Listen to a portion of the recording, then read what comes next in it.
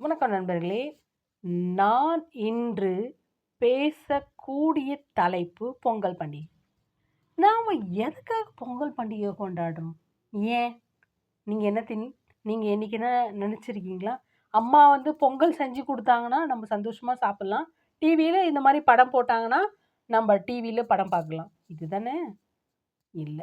பொங்கல் பண்டிகை யாருக்காக கொண்டாடுறோம்? சூரிய கடவுளுக்காக நாம பொங்கல் பண்டிகை கொண்டாடுறோம். நம்ம முன்னோர்கள் எல்லாருமே விவசாயத்தை நம்பி வாழ்ந்தார்கள். அதனால இந்த ஒரு நாள் நம்ம சூரிய கடவுளுக்கு நன்றி செலுத்து.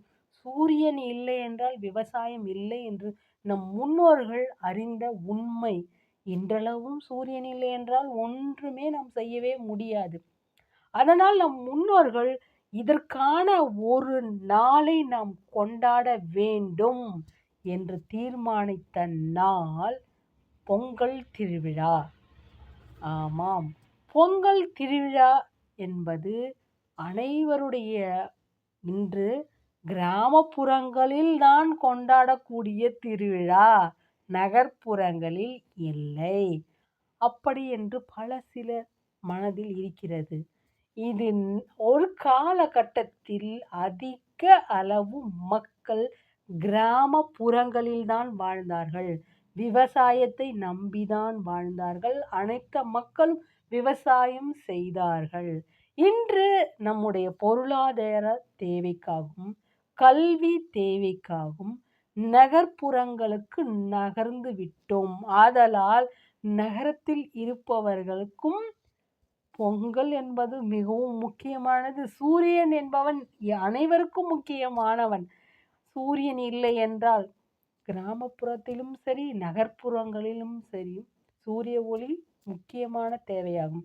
நாம் துணியை துவைத்து காய வைத்தாலும் சரி, இக்காலகட்டத்தில் அது உலர்வதற்கு சூரிய கடவுள் தேவை. அதுக்கு நீங்கள் நகர்ப்புறங்களில் இருப்பவர்களும் நீங்கள் என்ன சொல்வது, இப்போ ஒரு செடியை வளர்த்து ஒரு மரமை வளர்த்தீர்கள் என்றாலும் அதற்கு சூரியன் மிகவும் முக்கியம். ஓகே, அதனால தான் அக்காலகட்டத்தில் சூரியனுக்கு நன்றி செலுத்தும் திருவிழாவாக இருந்தது பொங்கல் பண்டிகை. ஏனென்றால் நாம் மறந்து விடுவோம். ஒரு காலகட்டத்தில் இந்த பண்டிகையே இல்லை என்றால் சூரிய கடவுளுக்கு நாம் நன்றி செலுத்தவே, இந்த பண்டிகையே இல்லை என்றால் கரும்பு உற்பத்தி நடக்காது. பூசணிக்காய் யாரும் உற்பத்தி செய்ய மாட்டாங்க. மஞ்சளே உற்பத்தி செய்ய மாட்டாங்க. பழம் வாழைப்பழம் உற்பத்தி செய்ய மாட்டாங்க.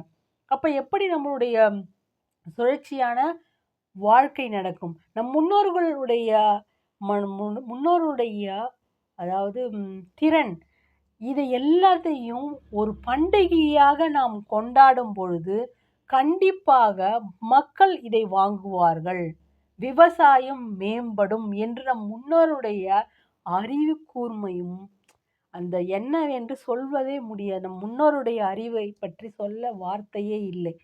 அப்போ கண்டிப்பா விவசாயம் அழிந்து போகாது. கரும்பு இன்றளவும் நமக்கு தேவைப்படுகின்ற ஒரு விவசாயி எங்கோ ஒரு மூலையில் விவசாயம் செய்து கொண்டே இருப்பான். அரிசி நமக்கு தேவைப்படுகின்றது என்றால் எங்கோ ஒரு விவசாயி கண்டிப்பாக விவசாயம் செய்து கொண்டே இருப்பான்.